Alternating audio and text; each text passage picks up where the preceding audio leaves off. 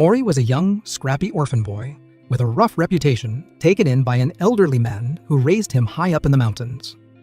This old man, who trained him in a rare martial art called Renewal Taekwondo, finally told Mori it was time to head into the city, attend school, and make friends. Though Mori was heartbroken, he knew deep down that the old man simply wanted to buy milk and never planned to return. The scene cut to 3 men lounging on a beach, being pampered by massage therapists. One of them made a call to a government official named Park, questioning a bill sent to the National Assembly. While money was offered, these men were interested in more, and they discussed their scheme to tarnish the Prime Minister's reputation. As they talked, something dark loomed on the horizon. Suddenly, the wind whipped up and the once clear skies clouded over. The men were caught off guard when something massive dropped from the sky, crushing them instantly. In an office nearby, a man made a crushing motion with his hand, signaling to his secretary that time was running short. He bore a red cross tattoo on his hand, a mark later found imprinted on the island by investigators, in the shape of a giant handprint. We then meet Mori again, now a teenager, waking from a dream about his grandfather's departure. Looking at an old photo of the two, he quickly realized he was late for something important. With a sense of urgency, he dashed out on his bicycle, frustrated at having overslept on a big day. Later, the news announced the launch of a prestigious martial arts competition, the God of Highschool. Young martial artists from all over the country would be competing in regional preliminaries. The city was buzzing with excitement as students and fans scrambled for tickets. Meanwhile, a young man at a convenience store took out the trash and checked his wallet, realizing he needed more shifts to cover his expenses. At the same time, a girl trying to get directions to the tournament eagerly chatted with a few martial artists who hadn't made the cut. She couldn't help but admire their impressive physiques. Mori was also on his way to the tournament, starving and thinking about lunch, when he nearly collided with a thief on a motorcycle who had just stolen an elderly woman's purse. Seeing the distress in the woman's eyes, Mori turned his bike around to give chase. The pursuit was intense as Mori, on a bicycle, darted after the motorcycle riding thief. At one point, he bumped into the girl who had been admiring muscles earlier. Apologizing quickly, he continued after the thief, but not before she realized her glasses were broken and hurled her sword at him in frustration, shouting that he wouldn't get away. After Mori explained that he was after a thief, the girl, moved by his effort to help the elderly woman, joined him in the chase. Riding together on the bicycle, they kept up their pursuit. Just when it seemed the thief might escape, the girl leapt to attack, but missed, hitting a street sign instead. A boy from the convenience store then intervened, delivering a powerful punch to the thief, which amazed both Mori and the girl.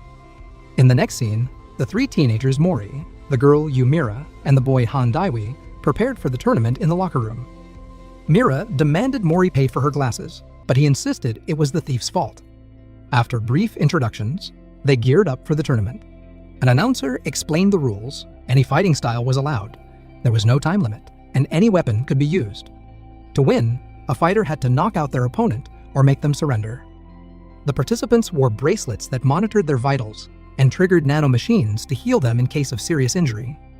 The announcer then revealed the grand prize, a single wish granted by the tournament organizers, and he said that the preliminary rounds would begin immediately in a battle royale format. Fighters soon noticed that the bracelets not only tracked their vitals, but also showed each other's skill levels, and the weaker ones quickly became targets. Mori demonstrated impressive strength, taking down multiple opponents, with Mira and Dawi also holding their own against many challengers. Then Kang Manok, a favored fighter, entered the ring. A blue-haired woman watching noted his reputation.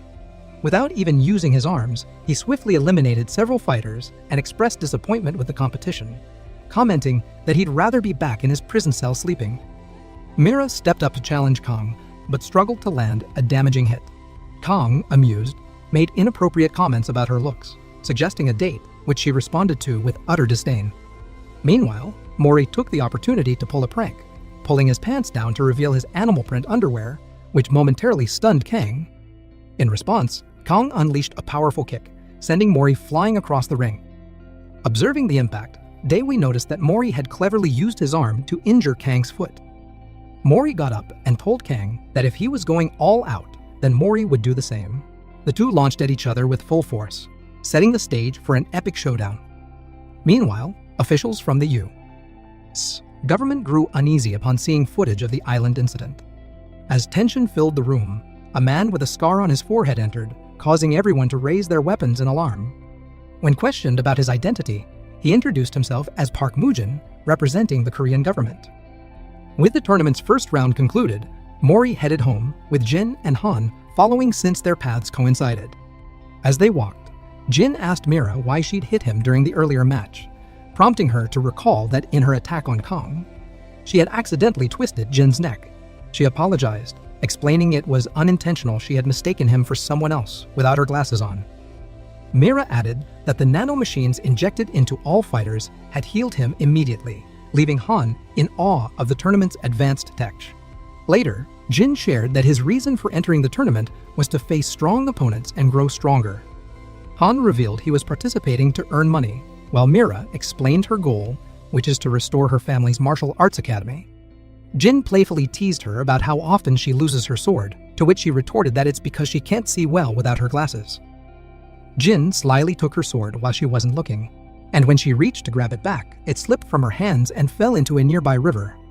Apologizing, Jin offered to fetch it, but Mira, irritated, slapped him and told him to leave.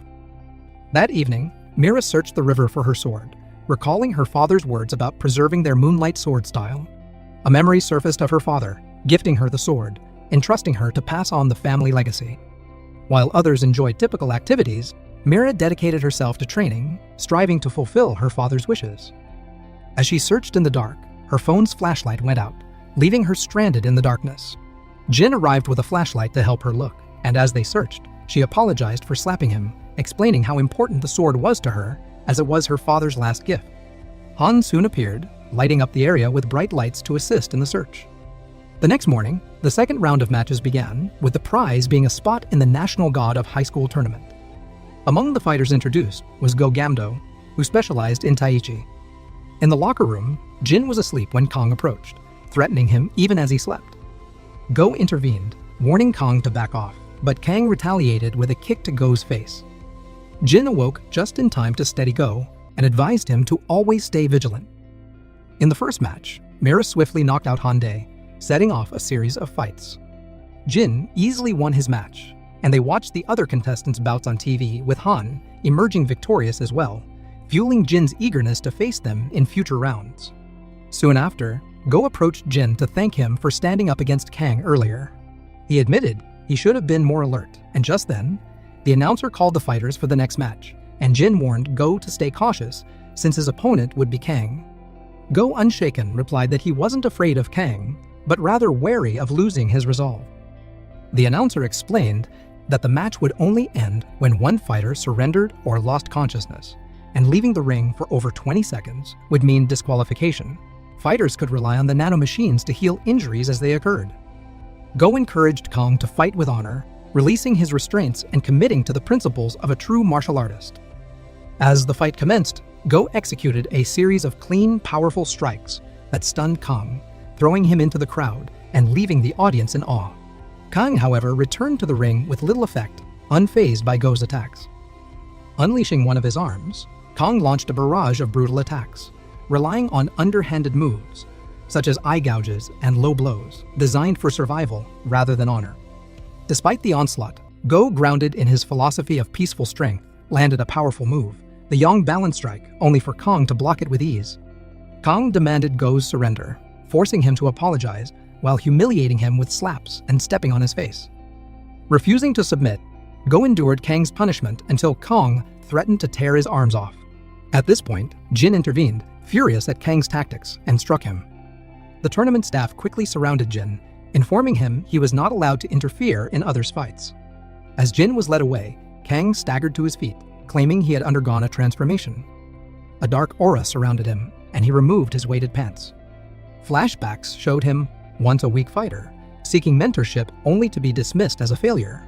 Back in the present, Kang unleashed a devastating attack on Jin.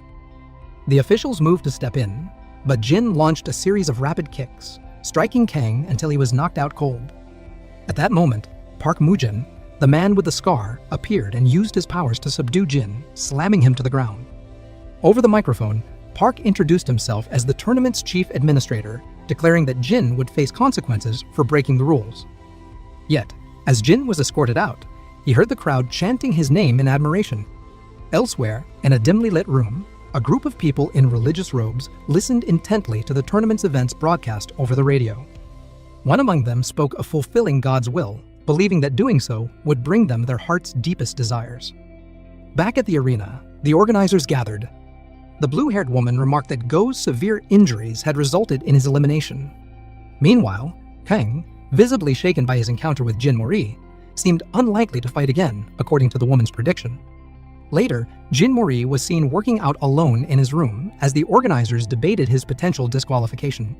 The scarred man reviewed Jin Mori's records and was stunned to discover that he was the grandson of Jin Taijin. As the next round began, Mira faced Mao, the reigning wrestling champion from the United States. Ma advised Mira to choose a different weapon as her wooden sword seemed inadequate.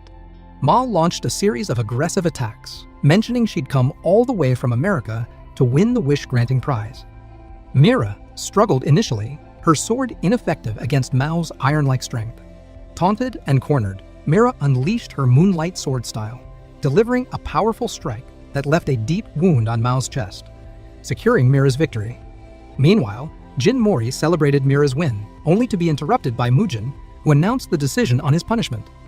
Mujin explained that Jin could re-enter the tournament if he defeated the green-haired man with glasses. Jin, however, stubbornly insisted on fighting the blonde man, recalling an old grudge from school. He threw a tantrum, only to have the green-haired man claim superiority and land a punch squarely on Jin's face. Excited, Jin realized he'd underestimated him. Mujin scheduled their match for the next day, and afterward, Jin joined Mira and Han, who were worried about his actions possibly leading to his disqualification. Han, though, marveled at Jin's incredible strength. Jin then informed them of his upcoming match and offered them energy-restoring fruits from Mujin. Mira chastised him for his recklessness, but Jin responded with a light-hearted saying from his family, urging them all to follow their instincts. It soon became clear that Mujin and the blue-haired woman had their own hidden motives. Later that night, Jin ate a peach at home, preparing to sleep when he was suddenly gripped by chest pain and began coughing up blood. In another room, Mujin explained that this was a test to assess if Jin possessed his grandfather's strength and resilience. Meanwhile, Han visited a friend hospitalized with a severe illness. It was revealed that Han was fighting in the tournament to raise money for his friend's treatment. The friend mentioned that doctors were trying an expensive new medication, and his sister had taken on extra work to help cover the costs. Feeling guilty for being a burden, Han's friend expressed gratitude for Han's support, and the two shared a light-hearted moment. Later, Han, working his side job as a trash collector, was taunted by bullies who mocked his friend's condition. Though they threw a can at him, Han quietly picked it up, undeterred by their jeers. Back at the arena, Han prepared to face his next opponent, a boy who constantly carried a book. This boy claimed to have learned all about fighting from reading, and he believed his bookish knowledge made him unbeatable. As the fight began, he demonstrated his familiarity with karate moves, easily predicting Han's action. He explained that his goal was to prove his theory that studying fighting patterns could make him invincible. Equipped with a metal bat, the boy swung at Han, who dodged skillfully. When the boy slipped and fell, Han chose not to take advantage, instead offering a hand to help him up. Surprised, the boy asked why, to which Han replied that attacking a downed opponent was cowardly. Recovering, the boy activated a move called 12 Spears, inflicting severe injuries on Han. He taunted Han, asserting that the blows had damaged his organs and bones, making it futile to continue fighting. However, Han remembered his friend's determination to survive in the hospital, giving him the resolve to stand up once again. The boy launched another assault with 72 spears, but Han countered with a series of moves called Black Tortoise and Vermilion Bird, creating a blinding whirlwind around the boy. Finally, he unleashed White Tiger, a powerful multi-strike attack, leaving the boy helpless and stunned as his theory collapsed. Unable to continue, the boy was eliminated from the tournament. Next, the fight between Jin Mori and the green-haired commissioner was announced, though Jin was unconscious at home. Suddenly, something awoke within him, and he hurried to the arena just in time. As he entered the ring, still exhausted, the commissioner taunted him, suggesting that Jin might have been too afraid to face him. The announcer laid out the conditions. If Jin could knock the commissioner down once, he would win the match.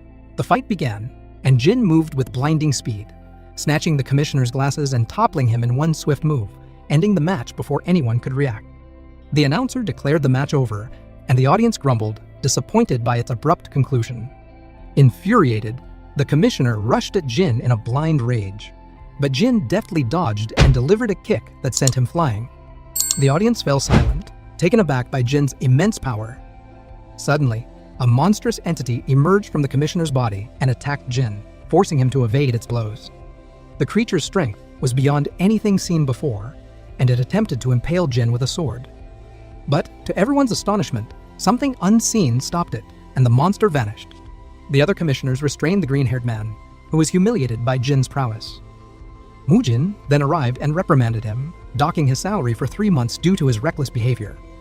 Then, turning to Jin, Mujin congratulated him on his victory. Jin, feeling victorious yet hungry, requested a banana, leaving Mujin certain that he was indeed the grandson of Jin Taejin, the infamous tiger cub.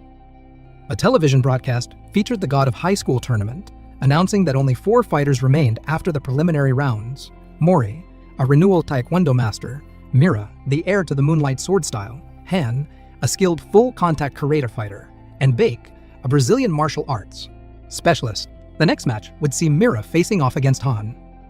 Afterward, Mori, Mira, and Han strolled down the street, debating who might reach the final. Suddenly, a car pulled up, and a young man emerged, approached Mira, and, to everyone's shock, knelt before her, professing his love and asking her to marry him. The proposal left the 3 friends startled and embarrassed. In the following scene, Mira was with her young cousin, picking out a wedding dress. Her cousin, clearly baffled, expressed disbelief that Seongjin, a famous fighter and TV personality, wanted to marry Mira. Seongjin had declared his intention to support Mira and her martial arts ambitions, claiming he could help her and her sword reach new heights. A flashback then revisited Mira's childhood. After her father's passing, her uncle had taken her in, explaining that she would need to care for her father's sword. Although he attempted to carry on the family's martial arts tradition, his limited skill led to students abandoning the academy. Determined, Mira, even as a child, had firmly proclaimed herself the rightful heir to the sword, and vowed to honor her father's legacy. Later, her uncle questioned Seongjin about his true intentions, and Seongjin spoke of his own aspirations. He intended not only to help Mira, but to finally fulfill a dream that neither he nor Mira's father could realize on their own. Meanwhile, Mori, in line at a burger stand, overheard talk of Mira's engagement.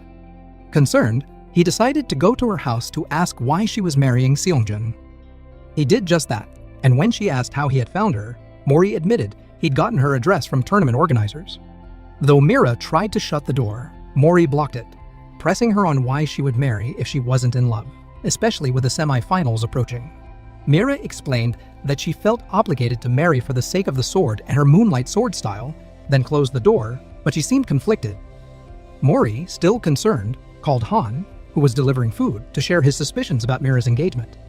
Han advised Mori to let it be, but Mori couldn't shake his feeling that something was wrong, pointing out that Mira didn't seem happy.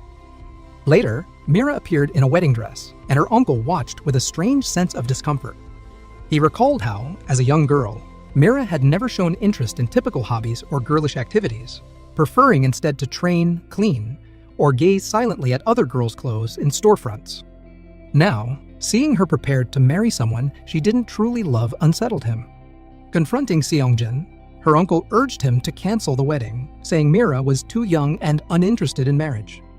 Just then, Mira entered, claiming she was ready to marry Seongjin and insisting it was for the good of her father's legacy. Her cousin, who watched her speak so unlike herself, became visibly worried. Mira's cousin later confided in Mori about the family sword and the pressure Mira felt to uphold her father's legacy. Mori resolved to speak to Mira himself, but as he approached the wedding venue, guards blocked his path. Unfazed, he tried to push through, only to be thrown to the ground. Then a flashback revealed Seongjin's darker side. He belonged to a secret cult where the leader had instructed him to obtain both the sword and the hand that wields it, meaning Mira, as she alone could unlock its true power. The leader promised that with the sword, Seongjin could rise to godlike power. Back in the present, Mori struggled against the guards, careful not to use his martial skills on them as they posed no real threat. Suddenly, Han appeared, effortlessly pushing the guards aside, explaining to Mori that he wasn't hitting them, just moving them. Seong-jin observed the scene with visible disappointment in his guards. Mori interrupted the ceremony, prompting Seong-jin to angrily draw a sword handed to him by a servant and charge at Mori.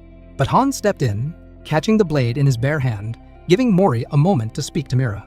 Mori urged her to abandon the marriage, but Mira responded that she was simply fulfilling her father's wish to find a worthy successor for the sword. She explained that she had turned away many other suitors for being too weak. While explaining, she lashed out at Mori with a few swift punches, which Mori only blocked. Just then, her uncle tried to intervene, but Mira accidentally struck him, revealing her confusion and frustration. It was now clear to Mori, her uncle, and her cousin that Mira herself wasn't entirely convinced about the marriage. Mori gently told her to follow her own heart and instincts. Mira then recalled a childhood memory of her father, encouraging her to rely on her own understanding of the sword's power. In that moment, she realized she had misunderstood her father's words, as he had urged her to be independent, not bound by tradition. Turning back to Seong-jin, Mira announced that she would not marry him and would protect the moonlight sword style on her own. Outraged, Seong-jin revealed his true intentions, vowing to take both her and the sword by any means necessary. He then summoned a powerful deity, similar to the one the green-haired commissioner had conjured during Mori's previous fight. As the deity's massive form emerged, the building began to shake and collapse, and Han shouted for everyone to flee. Seong-jin attacked, injuring Mira as she stepped in to shield Han.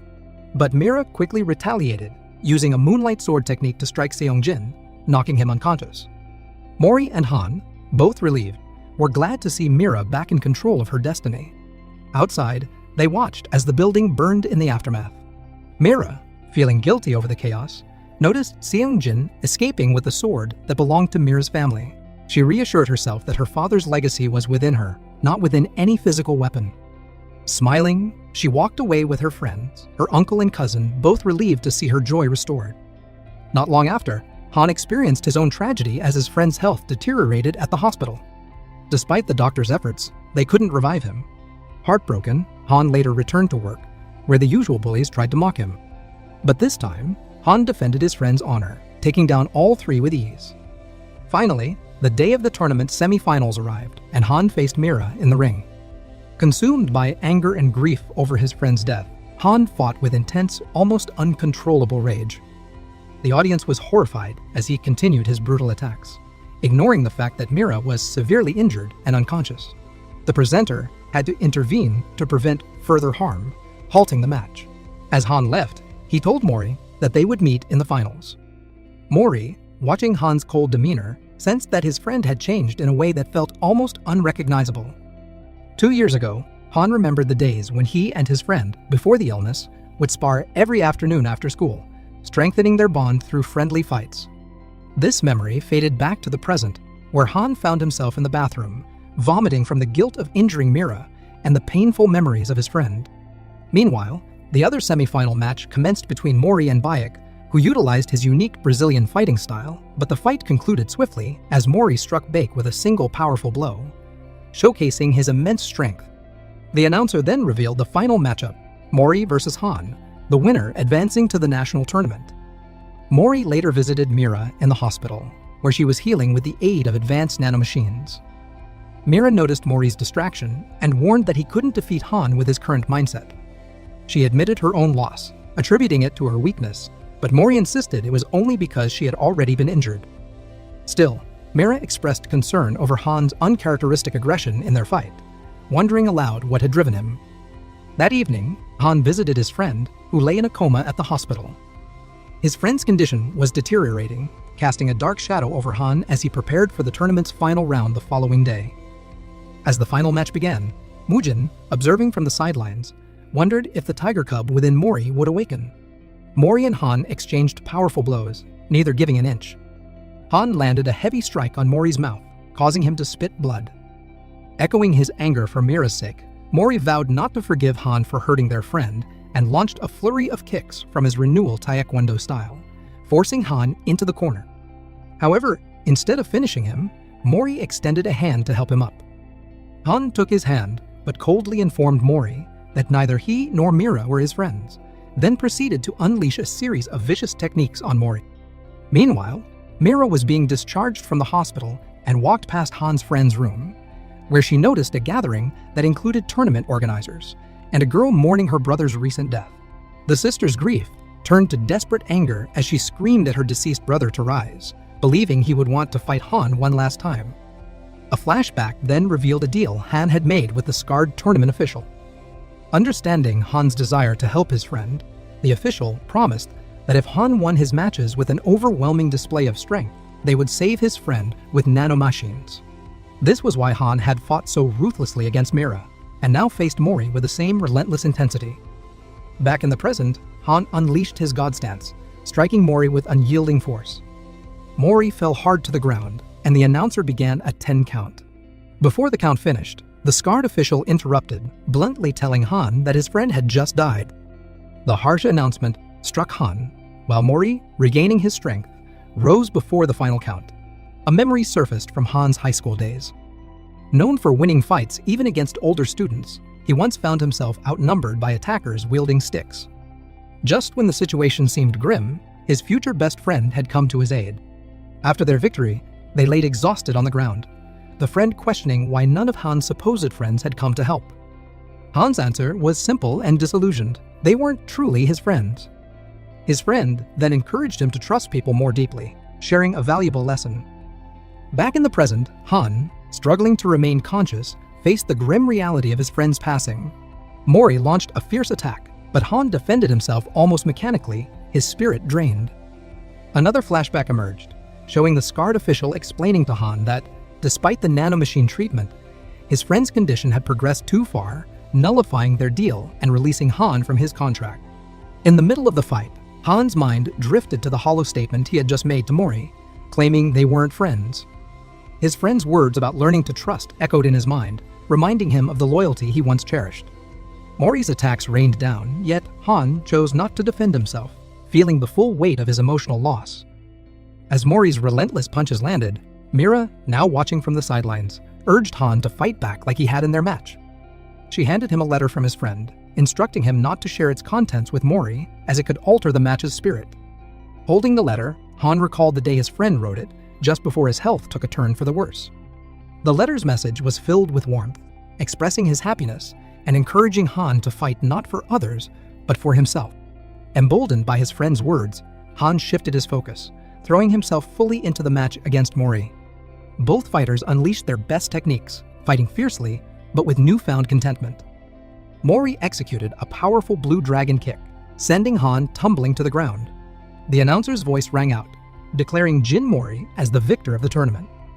As Han lay on the ground, another memory surfaced, a lighthearted fight he'd won against his friend. Afterward, his friend suggested they share a smile, but Han, ever the stoic, replied that smiling didn't win fights. His friend had laughed, promising that one day they'd be best friends. Back in the present, Mori extended his hand to Han, whose gaze softened as he saw the same friendly smile he'd once associated with his late friend. The two shook hands, and Mori declared that they were friends. Mira joined, helping Han to his feet, announcing with a grin that she planned to beat him in their next match. The three of them left the ring together as the crowd erupted in applause, celebrating not only Mori's victory, but the bond of friendship that had been restored. The scene then shifts to Jin Mori's grandfather, deep within a secluded forest, when a group of robed men from a mysterious cult appears before him. One of the robed figures steps forward and urges Taijin to join their cause, claiming their group has been granted divine power. Taijin, however, dismisses them outright, insisting on living life by his own rules, a lesson he often pressed upon his grandson. Offended by Taijin's defiance, the man's expression darkens, hinting at the use of some hidden power or manipulation on him. Meanwhile, Mori lies in bed, contemplating his grandfather's disappearance, a figure he hasn't seen since childhood.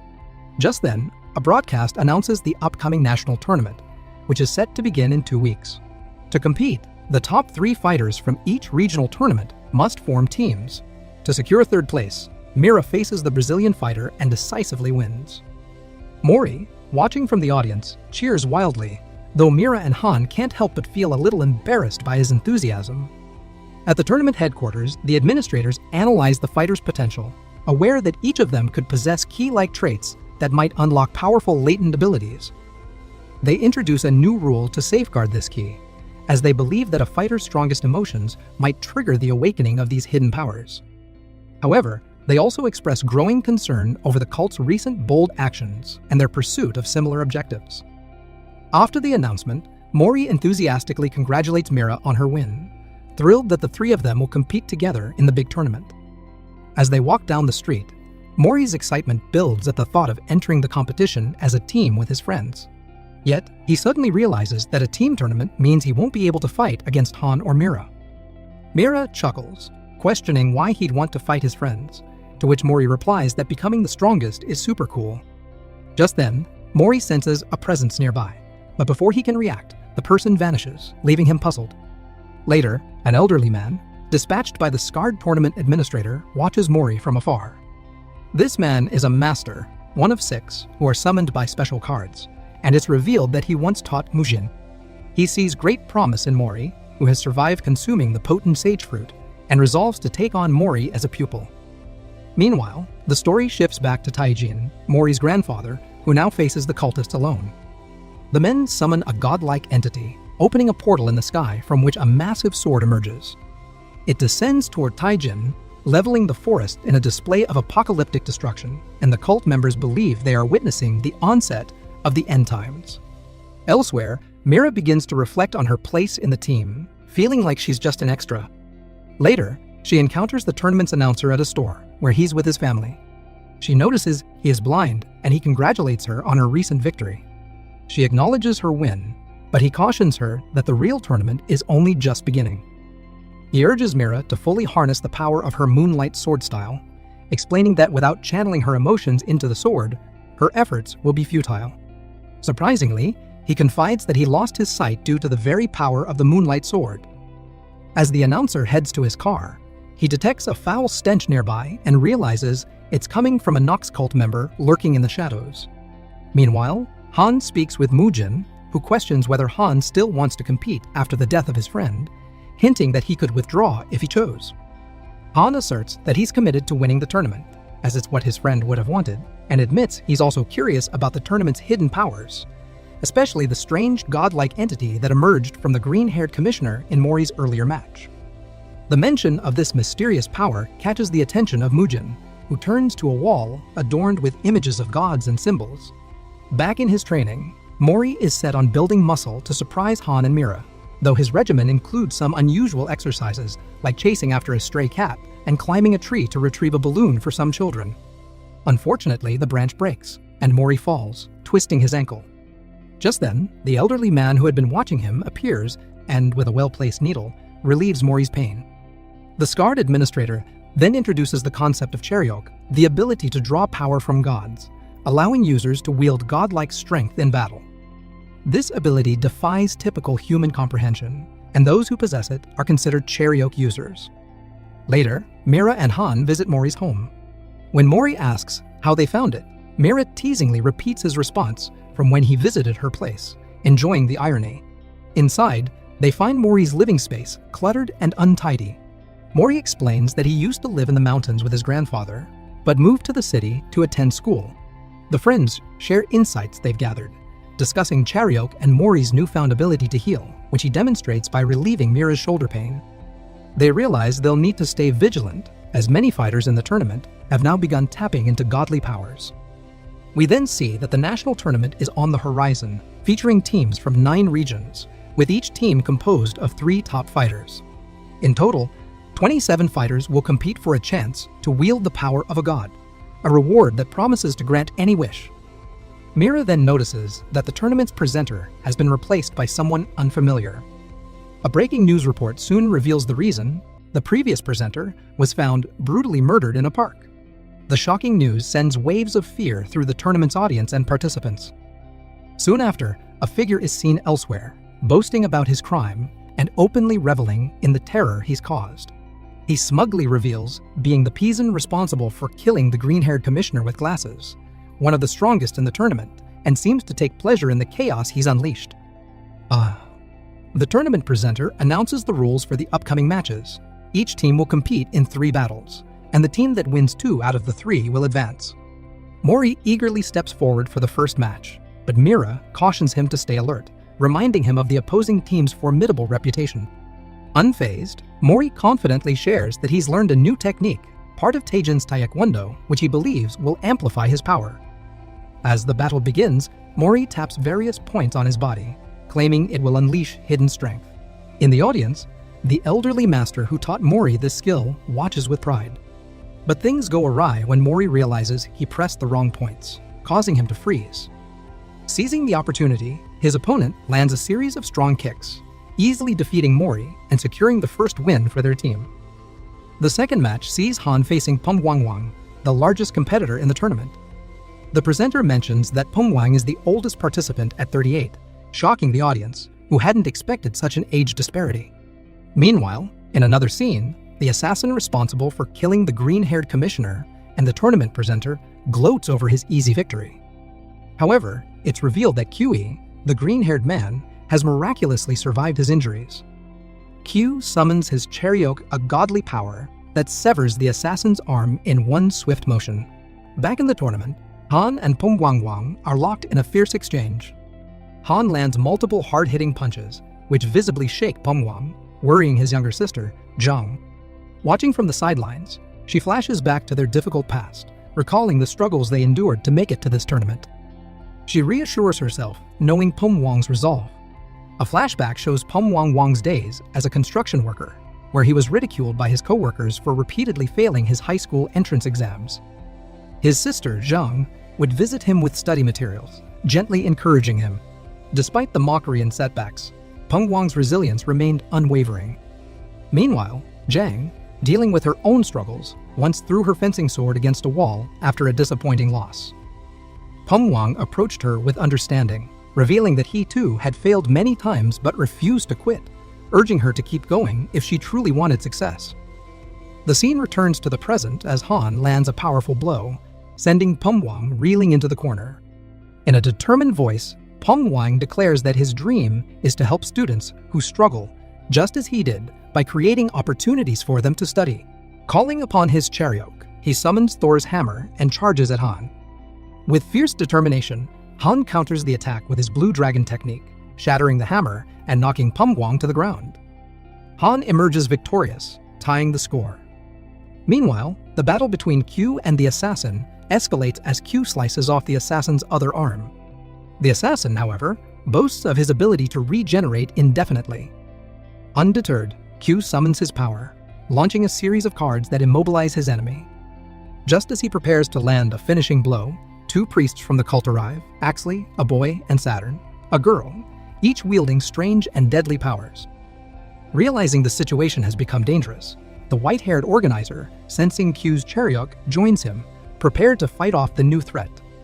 Back in the tournament arena, the final match between Mira and Zhang will determine which team advances. Both fighters initially wield sticks, but Zhang quickly senses that Mira's skill surpasses hers. Pum Wang fervently cheers for his sister, urging her not to give up. Drawing upon her Chariok, Zhang conjures a bright yellow energy sword, attacking Mira with renewed vigor. However, Mira remembers the advice from the blind presenter and channels her emotions fully into her moonlight sword style. With a swift kick, she shatters Zhang's sword, winning the match and securing her team's victory. Returning to the fight with Q, he and the white-haired organizer manage to subdue Exi and Saturn. But before they can finish the job, Exi grabs Saturn and they make a hasty retreat. Meanwhile, the assassin's body begins to swell grotesquely, culminating in a massive explosion that engulfs the entire apartment complex, cutting off power. Kui and the organizer survive the blast, though visibly shaken. In the aftermath of the tournament victory, Mori and Mira celebrate their win, while Han reflects on the brutal moment when he injured Mira during their previous match. Guilt-ridden, he silently vows never to harm a friend that way again. Nearby, Zhang regains consciousness, and Pum Wang comforts her, reassuring her that they'll have another chance next year. In the next round, a green-haired fighter named Jean Jugok enters the ring, wielding Chariok powers that manifest as fire and musical notes. His opponent, Jigal Taek, summons a monstrous shark, which attacks with savage ferocity, leaving Jugok bleeding heavily. Horrified, a girl from Jugok's team tries to intervene, but Jigal brutally kicks her to the ground, shocking the audience. Mira, seeing Mori's distress, warns him not to interfere, fearing he'll be disqualified. But this time, Han steps in to face Jagal, with the announcer quickly stepping between them to keep the peace. Despite his injuries, Jean Jugok rises, determined to fight for his family's honor and legacy. He channels fire and lightning, but Jagal's shark easily overpowers him. In one last devastating attack, Jagal summons the shark again, which overwhelms Jok, resulting in him getting eaten.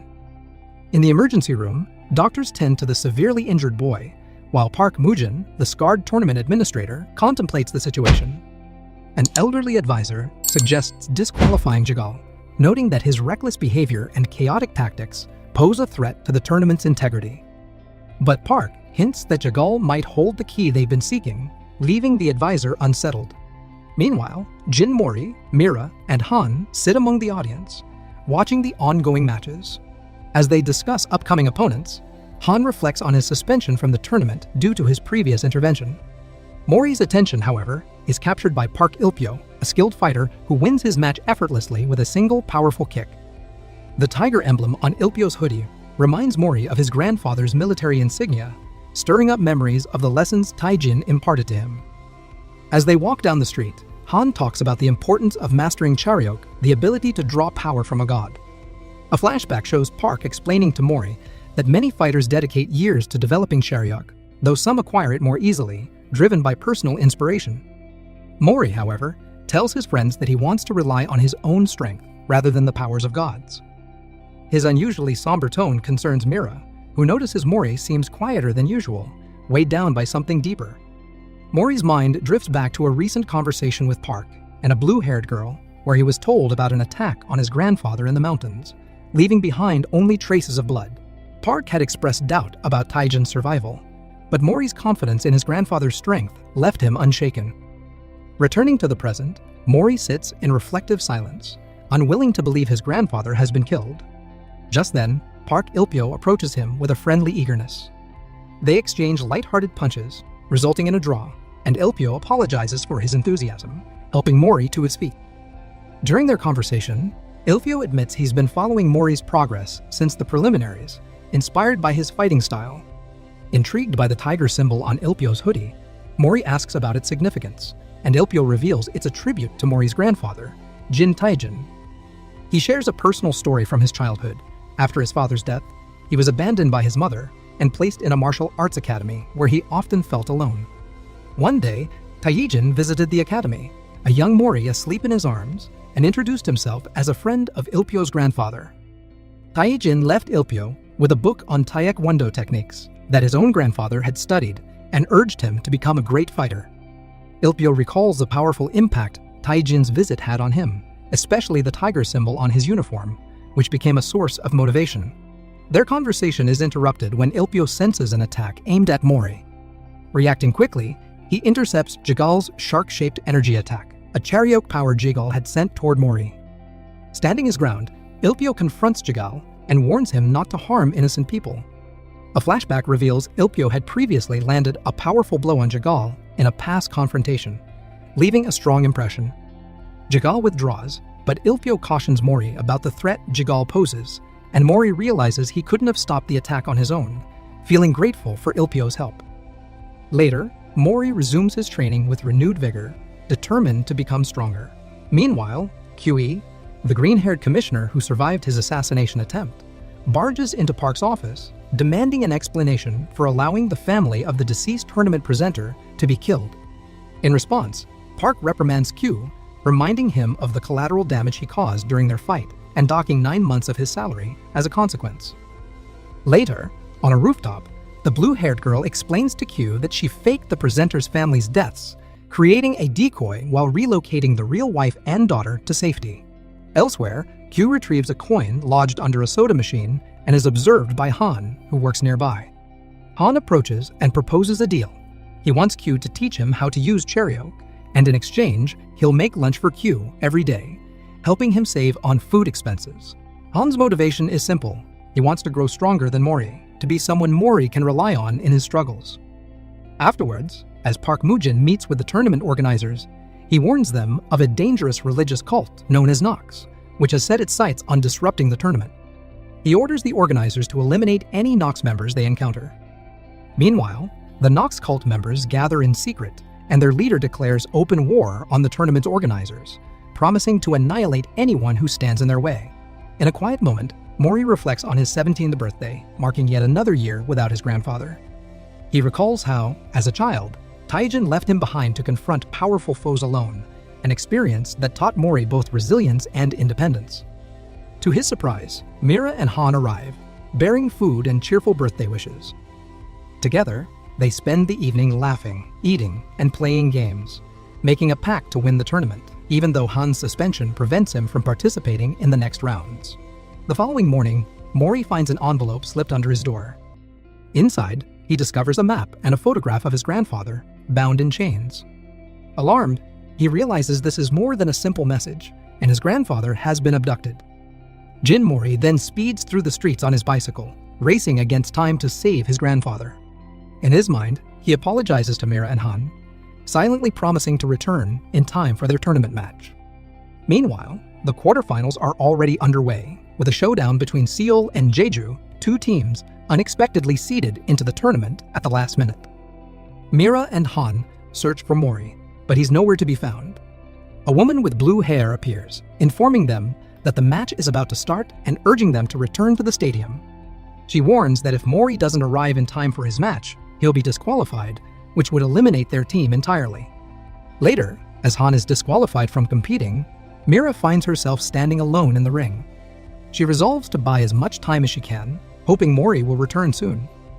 Her opponent arrives, a team dressed in dark robes that immediately raises suspicion of their possible connection to the Nox organization. The fighter Mira is set to face, removes his robe, revealing a powerful physique and a wooden sword, one that bears a shocking resemblance to the weapon her father once wielded. The sight of it fills her with a mix of dread and determination as she prepares for the challenging battle. The match begins, and after a few exchanges, Mira's wooden sword shatters. Her opponent reveals a weapon known as Fengxian, a national treasure with incredible power. He taunts her, mocking her for never realizing the true nature of her sword despite years of training. Mira fights on, managing to momentarily disarm her opponent. But when she grabs for the sword, it mysteriously vanishes from her grip and reappears in his hand. With a smug smile, her opponent explains that the sword recognizes its true master and now considers him its rightful owner. Meanwhile, Mori arrives at a remote location where he believes his grandfather is being held, only to be met with a horrific scene. He finds a man posing as his grandfather, but something is grotesquely off. As the imposter's head twists and inflates unnaturally, it triggers a violent explosion that shatters the surrounding area. A mysterious man appears from the shadows, explaining that he aims to eliminate the strongest tournament fighters to reach the key.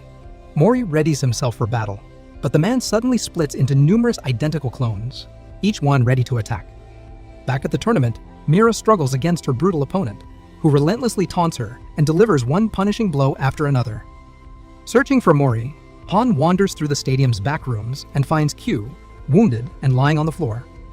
As Han tries to help, a woman appears, and he's forced into a brief skirmish. He eventually breaks away, realizing he can't afford to waste time, especially since the team's situation grows more dire. Just then, Jagal enters, chastising the woman and subtly asserting his dominance in the organization. In Mori's fight, he struggles against the relentless onslaught of clones. The clones overwhelm him, forcing him to break through the floor in a desperate attempt to escape. It's here he makes a horrifying discovery: the real Jeju team members, dead and discarded, confirming that his opponents are imposters who killed the Jeju fighters to take their place in the tournament. Mori quickly presses specific points on his body, numbing himself for the next hour to endure the brutal fight ahead. Meanwhile, Mira's opponent continues his relentless assault. She tries to fight back, but her attacks barely faze him, and he cruelly taunts her, insisting Mori will never return.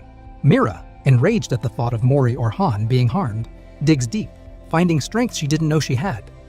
But her opponent strikes with a crushing blow, sending her into unconsciousness.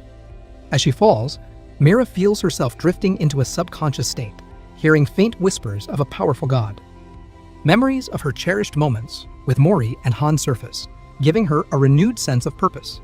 The god of war grants her its power, and Mira awakens, summoning the spirit of Lu Bu. Her sword returns to her hand, glowing with newfound strength. The muscular man retaliates by summoning his Chariot, Hades, but Mira, bolstered by Lu Bu's power, easily overpowers him. With a decisive strike, she secures victory, and the announcer declares her the winner. Exhausted, she begins to collapse, but Mori appears just in time to catch her. Relieved, Mira smiles weakly as she sees him. The presenter announces the start of the next match, and while tending to Mira's injuries, Han expresses his pride in her for acquiring Chariot. However, he notices that Mori seems angrier than usual, an intensity unlike anything he's seen in him before. Mori then takes his place for the second match. His opponent, sensing Mori's dark mood, smugly asks how Mori managed to escape his clones. Without a word, Mori unleashes a devastating attack using his Blue Dragon Kick, a powerful move of his own creation, not derived from any godly Chariot. As Mori's kicks strike with tremendous force, flashbacks reveal how he cleverly dismantled each clone with similar precision and power earlier, an impressive feat that stunned even his adversaries. In a flashback, we see Ilpio haunted by a painful memory in which Jagal had brutally injured his best friend, Seonyeon, by shattering her leg. At the hospital, Ilpio learned that while Seonyeon will eventually walk again, she will never be able to resume his martial arts training. Devastated and filled with rage, Ilpio tracked down Jagal and beat him severely, demanding that he apologize for ruining Seonjeon's dreams. But before he can get justice, the police arrived and arrested Ilpio. As he exited the police station, a stranger handed him a letter, an invitation to the God of High School tournament. After much thought, Ilpio decided to join, hoping that the prize money might help Seonyeon recover. In the present, Park Mujin explains to Jin Mori, Han, and Mira what happened with the fake Jeju team. He reveals that these imposters had infiltrated the tournament with the intent to eliminate them, but ultimately failed. Jin's team is still in the competition and will advance to the semifinals. Curious about the attackers' motives, Han asks who might be behind the scheme. Park discloses that the Nox organization is responsible, confirming their goal of sabotaging the tournament. Meanwhile, the clone user Mori defeated earlier is now badly injured, but Jagal arrives, casually asserting that while he isn't a Nox member, he's been cooperating with them for information.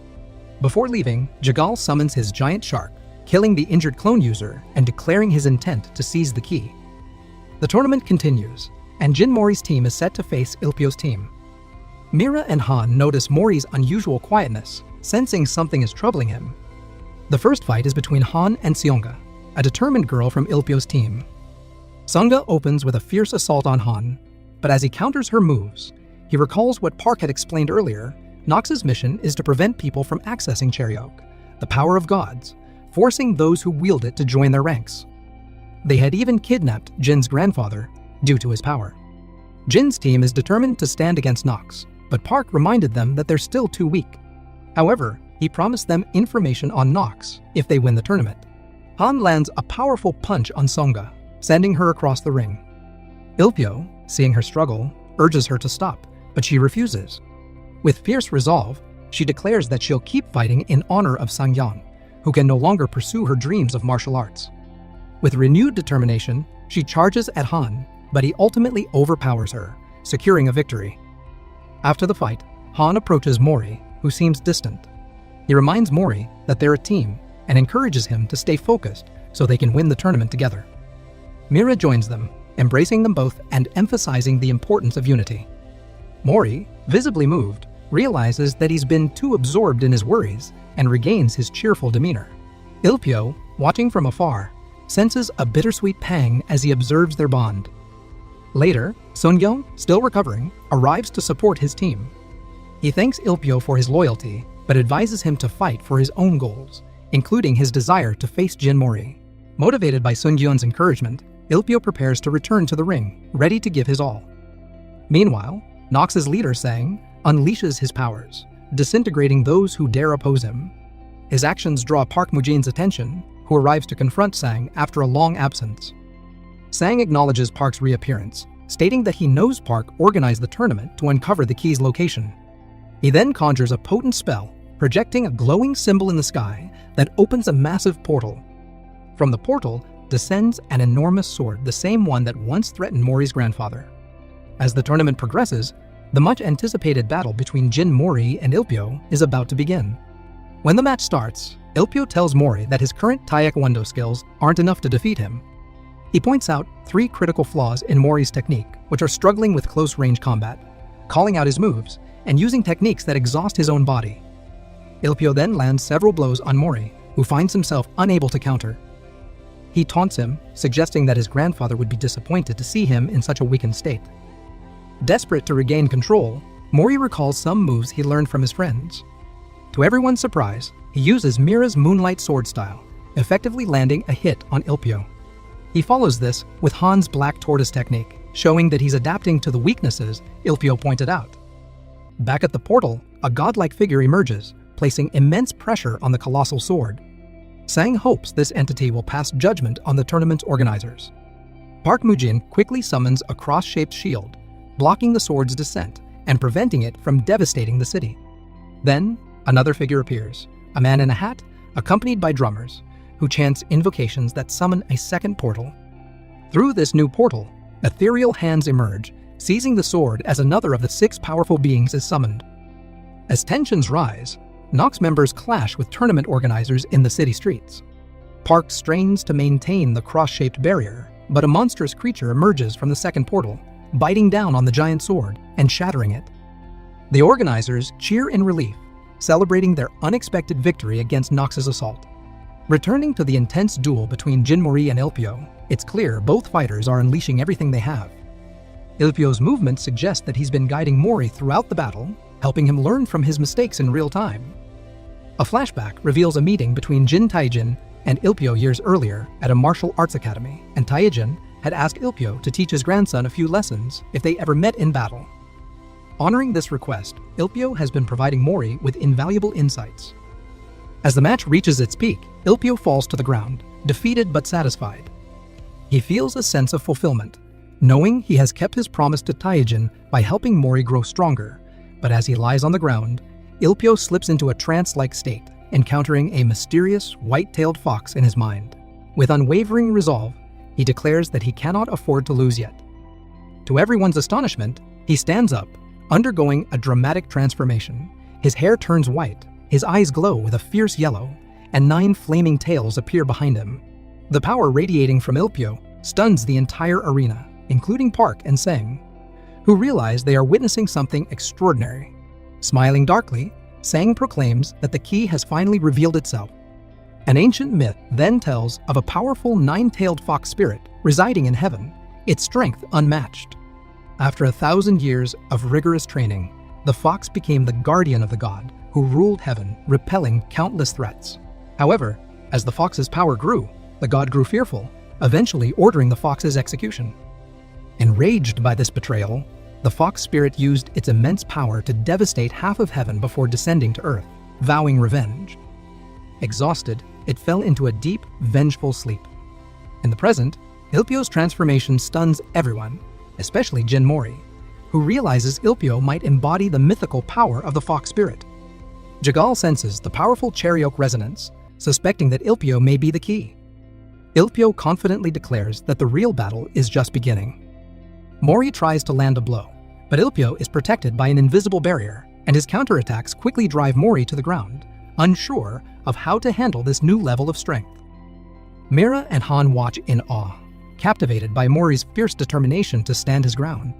During the fight, Ilpio signals to his head, and Mori realizes that true Cherry-Oak mastery requires more than physical strength. It demands unity of mind and body.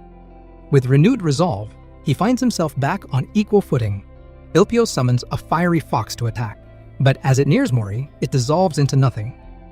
The sky darkens, and Mori begins to radiate a brilliant light that reaches toward the heavens, astonishing Ilpio. A powerful energy emanates from him as he counters Ilpio's next move, the night parade of 100 demons, by creating a whirlwind that hurls Ilpio into the sky. From above, a colossal hand appears, striking Ilpio back into the ring and ending his transformation. With the battle concluded, the announcer declares Mori the victor, prompting thunderous cheers from the crowd. Mira and Han rush into the ring to embrace him, with Han asking if Mori had just tapped into his chariot. Mori, however, is as unsure as they are, surprised by the events that just transpired. In the stands, Sang watches intently, deeply unsettled by the outcome, and quietly leaves. Elsewhere, Mujin directs his team to secure the key and prepares to seek medical attention. Later, Mori visits Ilpyo in the hospital, and the two resume their playful debate over who's the stronger fighter. When left alone, Mori shares his concerns about his missing grandfather, explaining that the scarred man promised him information if he wins the tournament. Ilpyo, concerned for Mori's safety, warns him about Jigal's ruthlessness. He then affectionately pats Mori on the head, recalling the bond they share and their memories together. Meanwhile, Jean Jugok, recovering from Jigal's previous assault, is determined to continue fighting for his family's corporation. As he walks through a hospital corridor, he crosses paths with Jigal, and a brutal fight ensues.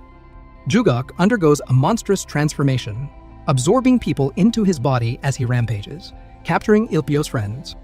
Despite his own injuries, Ilpyo tries to intervene, but is quickly overpowered. Jigal then attacks Jugok's monstrous form, successfully freeing one of Ilpyo's friends, but Jugok ensnares them again in his body tissue. As Ilpyo's friends try to reason with Jugok, Jigal summons his shark, dealing a fatal blow to the girl trapped inside, leaving her companion badly injured. Seeing his friends suffer, Ilpyo is filled with fury. He confronts Jigal, and their battle escalates, eventually leading them both to plunge from the building. Elsewhere, Sang, the leader of Nox, strolls through the city, announcing that he has finally found the key and releases a swarm of monstrous creatures into the sky. As this new threat emerges, Park decides it's time to end the God of High School tournament, realizing the escalating danger requires immediate action. As the chaos intensifies, a towering godlike figure emerges from the portal, its immense shadow casting an aura of awe and terror over Jin Mori, Mira, and Han. Sang, the Nox leader, watches with a twisted sense of satisfaction, proclaiming that this moment signifies both the beginning and the end of something profound. Meanwhile, the scene shifts to Jugok's grandfather, who is resolute in his quest for revenge over his grandson's tragic death, willing to sacrifice his own life if it means justice. We then glimpse Jigal's past, a brutal upbringing where he was torn from his mother and pushed to meet his family's harsh standards, destined to be a winner who would uphold their fortune. Back in the present, despite taking severe blows from Ilpyo in their fight, Jigal stubbornly rejects the idea of being a loser, a term his father had used against his mother. In the present, Jigal and Ilpyo are locked in a savage battle, unleashing their full Charyok powers. Ilpyo's anger blinds him, while Jigal, observing his opponent's uncontrolled fury, mocks him, likening Ilpyo to a wild animal. The tournament organizers find themselves battling flying monsters that have emerged from the portal, while Han, eager to earn money for each monster defeated, fights with renewed determination, aiming to pay off his debt. Park, watching from above, summons a massive protective shield over the city to prevent the god's descent from unleashing destruction. Sang, in a sinister reveal, announces his intention to erase every remnant of the world itself. Meanwhile, Ilpyo presses his assault on Jigal, but Jigal retaliates by summoning a monstrous creature that bites Ilpyo, forcing him back into his normal form. The key, once hidden within Ilpyo, hovers in the air, sparking a desperate struggle as various fighters try to seize it. Sang manages to grasp it momentarily, only for Mori to kick it away in confusion, unsure why everyone is vying for the strange object. As Park strains to uphold the shield, the situation escalates further.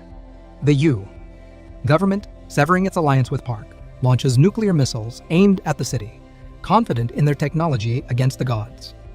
Realizing the imminent threat, Park casts a spell, transporting the tournament participants to a remote mountain location to spare them from the destruction. However, Ilpyo sustains serious injuries in the process.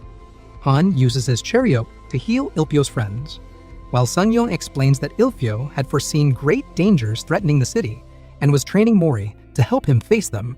Ilpyo, regaining consciousness, urges Mori to protect the key, imploring him not to hand it over to anyone. Jigal reappears, demanding the key's whereabouts from Mira and Han. Refusing to answer, they suffer a vicious attack, leaving them severely injured.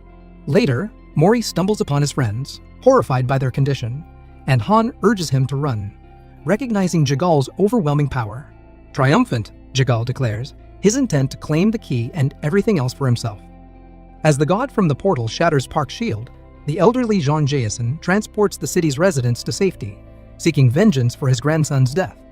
Jean Jason pierces through the missiles, unleashing his divine powers, which ignite an explosion that obliterates the god's shield and the monsters in the vicinity. Mori and Jigal, sensing the shockwave, race back to Seoul. Jean Jae-sung collapses from exhaustion, while Sang emerges unscathed.